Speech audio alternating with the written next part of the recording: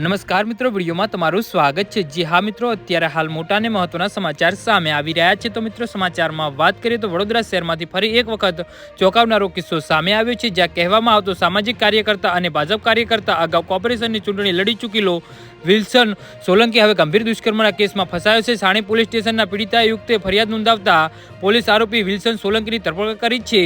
જી હા મિત્રો, અત્યારે હાલ મોટા સમાચાર સામે આવી રહ્યા છે। તો મિત્રો, સમાચારમાં વધુ વિગતવાર વાત કરીએ તો વડોદરાના દશરથ ગામમાં રહેતા વિલ્સન સોલંકી સામે પીડિતાએ દુષ્કર્મની ફરિયાદ નોંધાવી છે।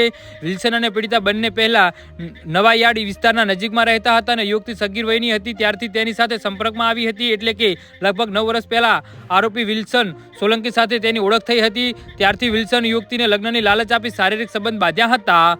જી હા મિત્રો, અત્યારે હાલ મોટા સમાચાર સામે આવી રહ્યા છે। તો મિત્રો, સમાચારમાં વધુ વિગતવાર વાત કરીએ તો આ ઘટનાથી વ્યથિત થઈ પીડિતાએ યુવતીને પોતાની સાથે વિશ્વાસઘાત થયો હોવાનું જણાવતા આખરે પોતાને મૌન તોડ્યું અને સાણી પોલીસ સ્ટેશનમાં વિલ્સન સોલંકી વિરુદ્ધ ફરિયાદ નોંધાવી હતી। સાણી પોલીસે આરોપી વિલ્સનની ધરપકડ કરી આગળની કાર્યવાહી શરૂ કરતા તેને મેડિકલ ટેસ્ટ માટે સયાજી હોસ્પિટલમાં લાવવામાં આવ્યો હતો। જી હા મિત્રો, તો આના વિશે તમારું શું કહેવું છે તો નીચે અમારી કમેન્ટ બોક્સમાં જરૂરથી જણાવજો અને મારી યુટ્યુબ ચેનલને સબસ્ક્રાઇબ કરવાની ભૂલતા નહીં।